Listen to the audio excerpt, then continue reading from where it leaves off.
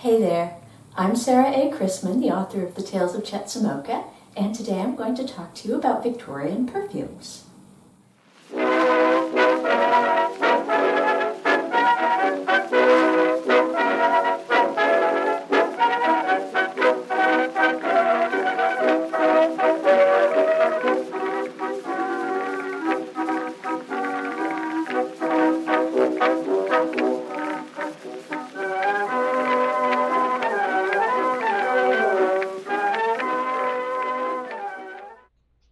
In the Tales of Chetzemoka, many of the key characters have their own signature scents.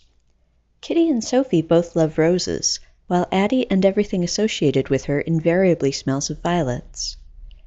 Esmeralda, the charlatan spiritualist who guest stars in A Rapping at the Door, reeks of patchouli, and down-to-earth Nurse McCoy smells of the straightforward fragrance of ivory soap.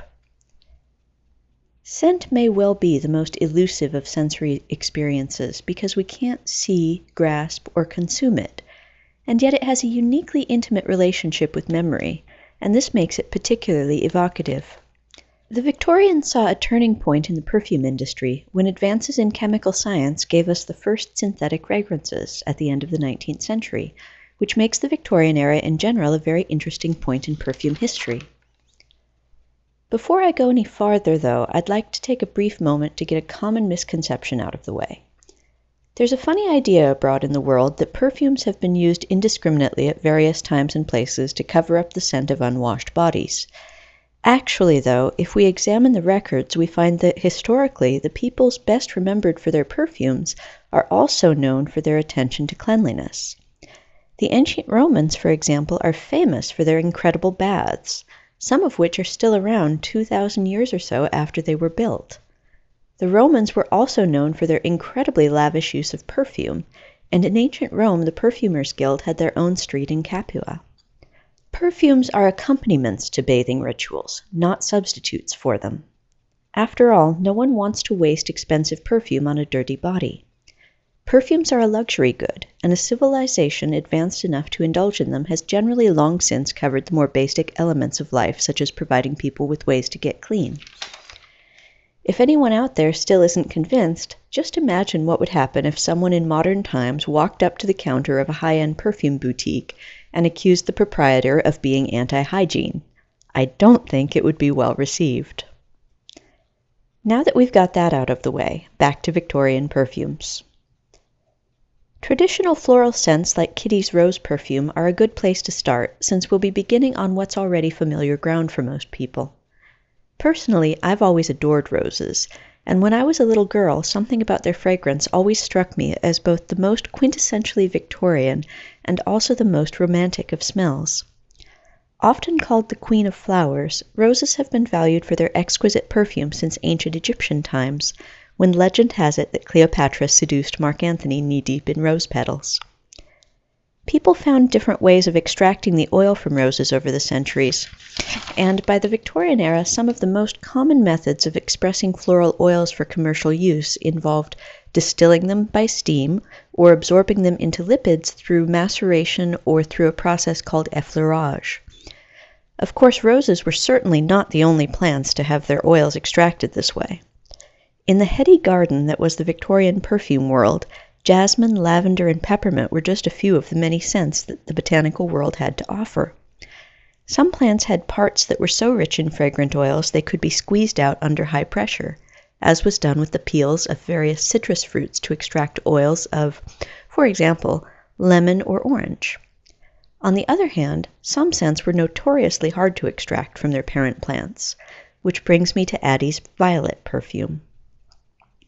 Although fresh violets have a powerfully sweet fragrance, for centuries any large-scale extraction of their fragrant oil proved elusive. No matter what the perfumers tried, violet flowers yielded at best only a tiny fraction of the oil available for more commercially practicable flowers like roses or jasmine. Most perfumes sold as violet were actually orris fruit, which mimics a violet fragrance, or they were a careful mix of other scents meant to evoke the fragrance of violets when they came together in a bouquet.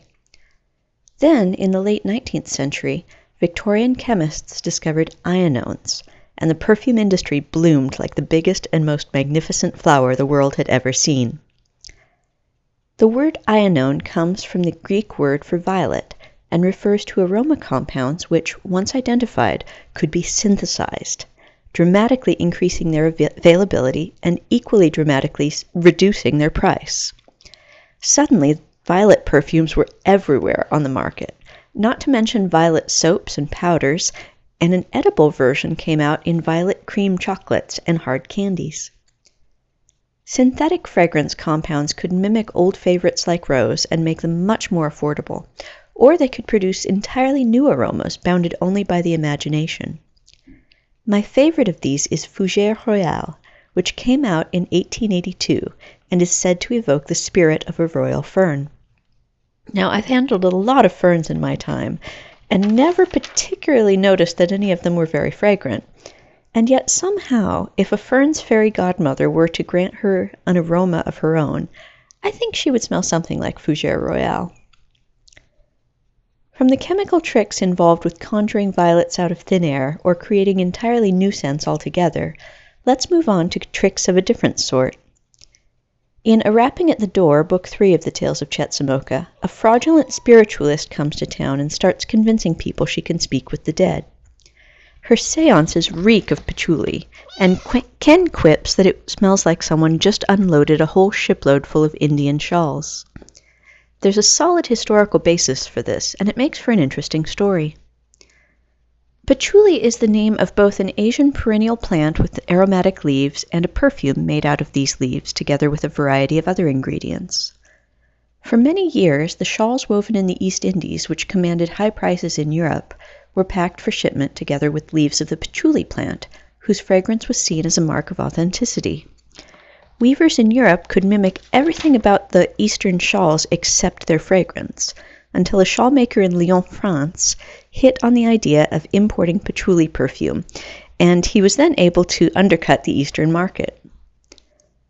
Patchouli was a popular perfume for spiritualists in the Victorian era, partly to give them an air of exoticism, but even more importantly to disguise one of their ruses. Spiritualists often used a glow-in-the-dark powder made from luminescent paint in their seances to make it look like a spirit was materializing. This powder had a strong scent of turpentine from the process used to extract it from liquid paint, and the strong scent of patchouli made the turpentine less recognizable. It didn't really cover it up so much as it just made it less instantly identifiable in a situation where people weren't expecting paint thinner, but they were expecting mysterious unknowns. Traveling about as far as we can get from Esmeralda's patchouli, we sniff the clean, honest smell of Nurse McCoy and her ivory soap. It's easy to forget that in its purest form, to be truly clean would be to smell of nothing at all. However, there's an almost subliminal disappointment in the complete absence of fragrance, and soap manufacturers add perfumes of various sorts to their products in order to increase their perceived value. The manufacturer's aim is that if they've done their marketing right, the public will come to associate the bouquet of their particular soap with the smell of clean. Perfumes say a lot about a person's style, their ideals, and their aspirations.